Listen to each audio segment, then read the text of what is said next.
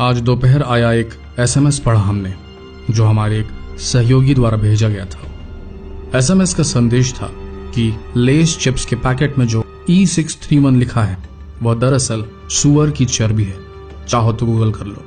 कमाल है, शायद ही कोई भारतीय परिवार चिप्स आदि से बच पाया होगा। हमें तत्काल कुछ वर्षों पहले का वह समय याद आने लगा जब MSG का पता चलने पर हम हर स्टोर पर किसी खाद्य पदार्थ के पैकेट पर नजरें गड़ाकर यह देखने लग जाते थे कि इसमें कहीं MSG तो नहीं। और शायद तब वहां का स्टाफ व्यंग भरी नजरें लिए बताता था कि यह सस्ता है सर, ज्यादा महंगा नहीं। और फिर हम और आप कहते कि कीमत नहीं देख रहे हैं, जिससे उन शॉप वर्कर्स की जिज्ञासा बढ़ जाती और आप बताते कि यह MSG, ये अजीनोमोटो क्या होता है, किससे बनता है, क्या नुकसान है इसके। आजकल तो बड़े बड़े अक्षरों में खास तौर पर लिखा रहता है कि नो MSG। हो सकता है, पर कोई आइडिया नहीं कि सच में वह प्रोडक्ट नो MSG वाला है या एक और मार्केटिंग स्टंट। बात हो रही थी E631 की। हमने उस सुअर की चर्बी वाले SMS की सत्यता साबित करने के लिए गूगल की शरण ली तो पता चला कि कुछ अरसे पहले यह हंगामा पाकिस्तान में भी हुआ था और ऐसे अन्य देशों में भी हुआ था। और इन हंगामों पर ढेरों आरोप और सफाइयां, दस्तावेज बहुत सारे मौजूद हैं। हैरत की बात यह दिखी कि इस पदार्थ को कई देशों में प्रतिबंधित किया गया है, किंतु अपने देश में धड़ल्ले से उपयोग हो रहा है। भारत में आप लेस चिप्स का पैकेट उठाकर देखें, आपको दिख जाएगा E631 नामक इंग्रेडिएंट। मूल तौर पर यह पदार्थ सुअर और मछली की चर्बी से प्राप्त होता है और ज्यादातर नूडल्स, चिप्स में स्वाद बढ़ाने के लिए इस्तेमाल किया जाता है। रसायन शास्त्र में इसे डाइसोडियम इनोसिनेट कहते हैं, जिसका सूत्र आपकी स्क्रीन पर है।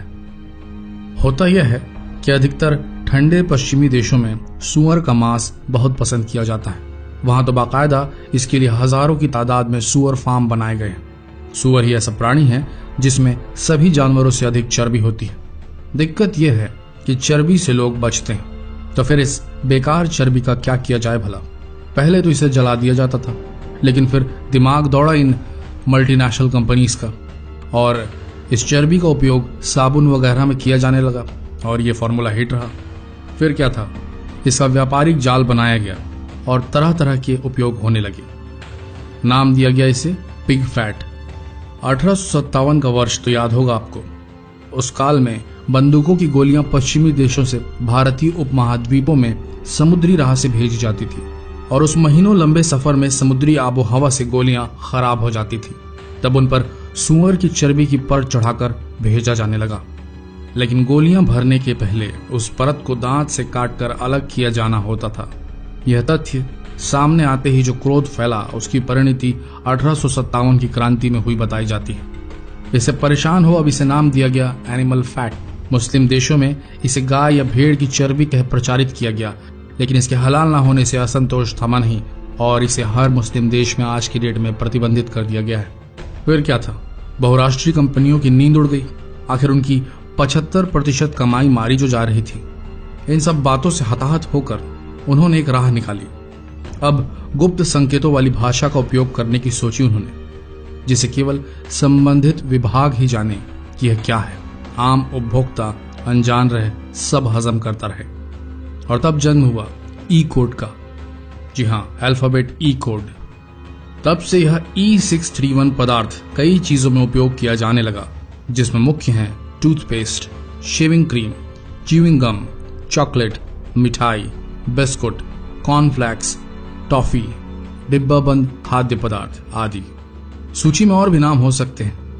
हाँ, कुछ मल्टीविटामिन की गोलियों में भी यह पदार्थ इस्तेमाल होता है। शिशुओं, किशोरों सहित अस्थमा और गठिया के रोगियों को इस E631 पदार्थ मिश्रित सामग्री के उपयोग से बचने की सलाह दी जाती है, लेकिन कंपनियां कहती हैं कि इसकी कम मात्रा होने से कुछ नहीं होता। अब पता नहीं बात किसकी सही है। पिछले वर्ष ऐसे ही कुरकुरे में प्लास्टिक होने की खबर फैली थी। चाहे तो आप भी एक दो टुकड़ों को जलाकर देख लें। हमने वैसे ही किया और पिघलते टपकते कुरकुरे को देखकर हम सब हैरान रह गए। अब लग रहा है कि कहीं वह उस सुअर की चर्बी का प्रभाव तो नहीं था। अब बताया तो यही जा रहा है कि जहां भी किसी पदार्थ पर लिखा दिखे ये ई कोड्स आपके स्क्रीन पर है, देखिए इन्हें गौर से, तो समझ लीजिए कि उसमें सुअर की चर्बी है। और कुछ जानना हो कि किस कोड वाले पदार्थ और कुछ जानना हो कि किस कोड वाले पदार्थ का उपयोग करने से किससे बचना चाहिए तो यह सूची देख लें, आपके स्क्रीन पर है। समझ लीजिए कि उसमें सूअर की चर्बी है।